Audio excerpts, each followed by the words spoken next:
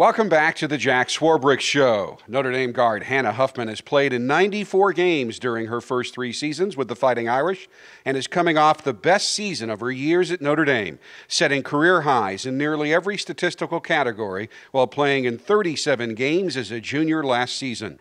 Huffman is known for her tenacity, strength, and versatility on the court, attributes that have allowed her to play in the backcourt, on the wing, and in the post during her Notre Dame career.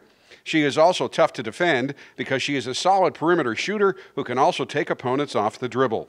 Off the court, Hannah is an outstanding student. She made the Big East All-Academic team as a freshman and has been named to the ACC Academic Honor Roll each of the last 2 seasons while majoring in finance in Notre Dame's top-ranked Mendoza College of Business. We are excited to welcome Hannah to the Joe and Jack Show today.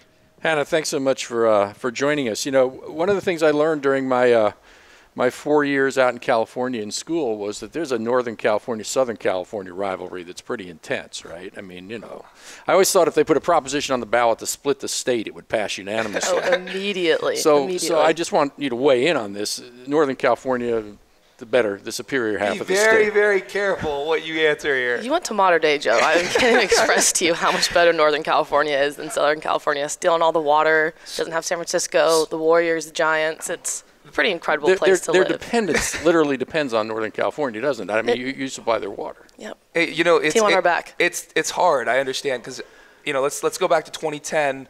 I'm at a state final game, and I think I understand where some of this animosity is coming from. I'm not going to say who was in the state final game and who else's high school was there, but I kind of remember what was the score? Anyway, so yeah, I have some brief memories of that game, but we can just move past that. Fair point. We'll move right on. But speaking of Northern California, you were back this summer, having what sounded like a great summer experience. Yeah, I was really fortunate to intern at Deloitte in their consulting division, so I had a really different summer than what I'm usually used to. My whole life I've been playing sports over summer, whether it's in basketball, swimming. So going from being in the gym all the time to having an 8-hour workday was quite a different change of pace. But it was a really incredible experience, and I got to learn a lot, and I'm actually fortunate enough to go start my job there next spring. So. And I understand you had something in common with the leader of Deloitte? Yeah, the entire CEO of Deloitte, Kathy Engelbert, actually played for Coach at Lehigh during Coach's first year. So she was visiting all the big projects, and I was on Deloitte's biggest project at the time. So she rolled in, and we had a meet and greet, and decided to be a pretty gutsy intern and introduce myself, figuring I had a pretty solid connection with her. So got to talk to her about basketball. She's a huge basketball junkie. So it was really interesting to talk to her, and she was super great talking to me. And she was actually on campus for the USC weekend, and got to talk to her again, and she came to practice. So it's a pretty cool experience to say that I got to meet the CEO of the whole firm, and something that was definitely a highlight of my summer. Coach McGraw's imprints are everywhere. Seriously. Thank you, Coach. Appreciate it. She was actually a walk-on, and Coach was talking about how she almost cut her, and I was like, Thank you, Coach, for thanks, not doing Coach. this. You really pulled one out there for me. I didn't even know, but you did. Thank you. Deloitte's biggest project, what exactly was that? What did you get to work on? She may get shot if she tells. I was going to say, it's not top secret, but I was on the confidential intern work. I know all about that. Do you? Yeah. Okay, so I actually was on the Hewlett-Packard project, and if you don't know what's going on with HP right now, they're currently splitting into 2 Fortune 50 companies. So Deloitte was asked to come in and consult and make sure that they could stand up to 2 companies successfully by the first business day, which is actually November 1st. So It's coming up. It's going to be a huge day. I got to text some of my friends and ask how it's going, because they're doing it in a pretty aggressive timeline. Usually it takes 2 to 3 years for a company of that size to split, and they're doing it in just under a year. So it was a pretty intense project, and got to help out. It was interesting because basketball can be kind of stressful, and there's high-pressure situations, and seeing that in the workplace was a different experience, but it was really cool. Well, one of the highest pressure situations the team faced last year was needing a stop at the end of a game to get into the Final Four, and you provided that stop, and one of the great sort of emotional moments of the season. I mean, the reaction to the team and you to that stop was something else. Take us back to that moment. Yeah, so I remember it was the end of the game and 13 seconds left. South Carolina calls a timeout, and they're coming off, and Marquisha Wright bumped me. She said, "Do you think you're going to go in?" I was like, "No, gosh, no."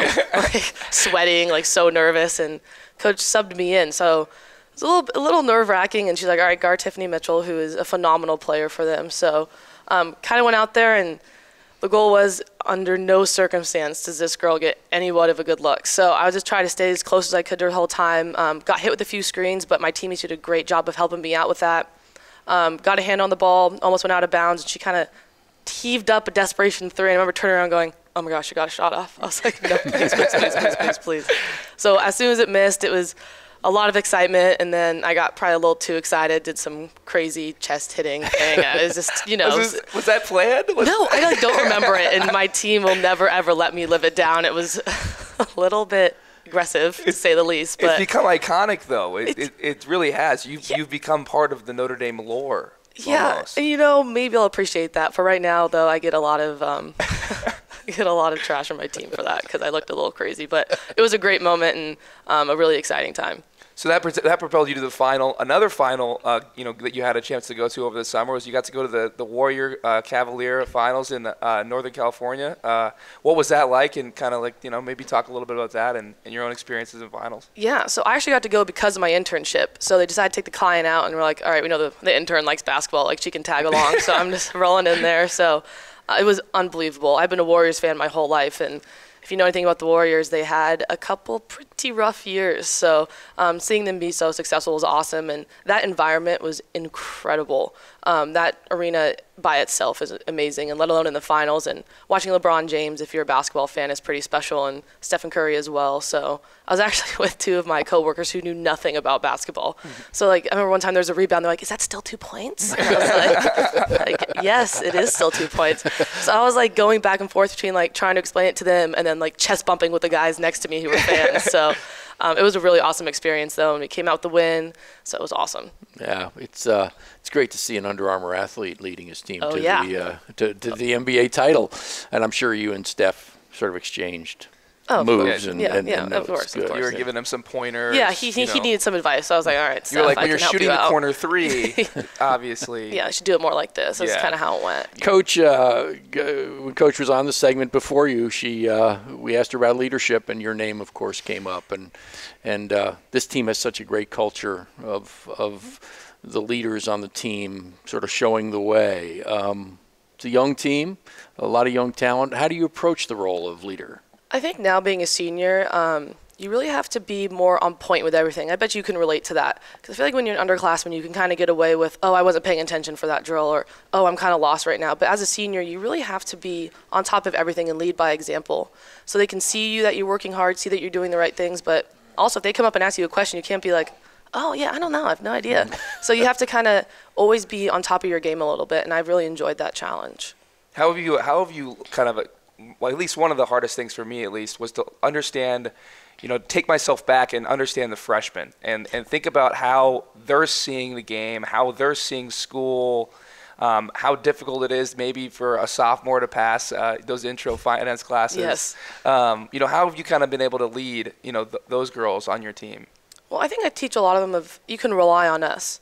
I think that as a freshman too, I kind of forgot, because sometimes you get frustrated. There's certain things you're like, why are you not getting that? And I think you have to remind yourself, as a freshman, there are 1,000 things coming at you at one time. So I think my freshman year, I kind of try to internalize it and keep it in. And with them, I've really encouraged them, hey, tell me how it's going. Marina, how was your classes? Or Allie, I know you had a calculus test last week. How'd it go? Or I know our sophomores are going through a lot of the sophomore business classes right now. So it's about really just getting them to talk and put some of their stresses on us, because that's how this team really is. We're a family, and I think we do a really good job of helping each other out like that.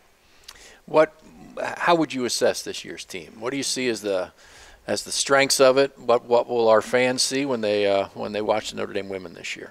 I think we have a really exciting team. I think we have a team that understands the system but isn't afraid to take chances and to take risks, and I think that really makes for an exciting basketball team. We obviously have phenomenal post play with Brianna Turner. She's one of the most fun players to watch in the country, and there's such a steady leader in Lindsay Allen at the point guard. So I think you're going to see what you've seen for the past couple of years. We're going to get things together. We're going to run hard. We're going to run fast. We're going to play hard. And I think right now, though, since we're so young, we're kind of experiencing that learning curve. There's just a few things we're a little bit behind on, but that's kind of what this time of the season is for. So things are really coming together nicely, and I expect great things. One of the things that surprised me when I first got here, but now I'm very accustomed to, is the intensity of your practices. Much more physical than the football practices, by the way. I'm sure. It's hard to compete. It really is. But especially with the depth of this team, I would guess the intensity at practice must be sort of at an all-time high. Absolutely. And I think that's one of the best things about practice, because I know I hear some teams practice for like 3 hours, something like that. We are in about 2 hours, and it is go time from the second we walk in. Drill to drill, it is go, go, go. And I think that provides a really good sense of urgency, which is what you need in games. You kind of need to have that high intensity, that high pace of play. So I definitely think it's going to be high this year, and I think that's one of the first things we teach the freshmen, that practice is go time. And I think that the freshmen have been doing a really good job of getting in there and, most importantly, competing. Especially we have some really great practice guys, so if you want to have any chance against them, you've got to be ready to hit somebody and go at it. So. Now, I know you're not supposed to look past, you got an exhibition game coming up, but if there's a couple games maybe this year that you're really looking forward to on the schedule, maybe an ACC play, I don't know. I know for me, I always circle a couple games, notably the USC game. Yeah. What exactly are you really looking forward to this season? Who are you looking forward to playing? Well, I know there's a few things. First of all, we're going to the Bahamas. So some great teams in the Bahamas, but it's also the Bahamas. So that'll be really nice for Thanksgiving break. Get some nice sun. So that's going to be a really awesome trip, and we're really lucky to be able to go do something like that. But I know the Ohio State game is going to be awesome, the ACC Big Ten Challenge game. Ohio State's an excellent team, and Coach McGraw's former assistant coach is there. So that's going to have a lot of fun atmosphere. Of course, as you circle USC, we always circle UConn, one of our biggest rivals. So I know that starting now in the back of our minds, we prepare for that game. Tennessee is always a great one. And then I just love all of ACC play. Florida State was a great rival for us last year. They're an excellent team, so it'll be fun to play them again. So a lot of really great games on the schedule. I'm excited to get started. Well, bringing this segment of the show sort of full circle, while you're sunning in the Bahamas, Joe and I will be spending Thanksgiving for pretty cool in Northern California, I think. Yeah. So we'll say hi to the folks and have Thanksgiving dinner with them. Oh, they'll be happy to cook for you. Yes. Thanks so much for joining us, and good luck this season. No, thank you so much. We'll be back in a minute.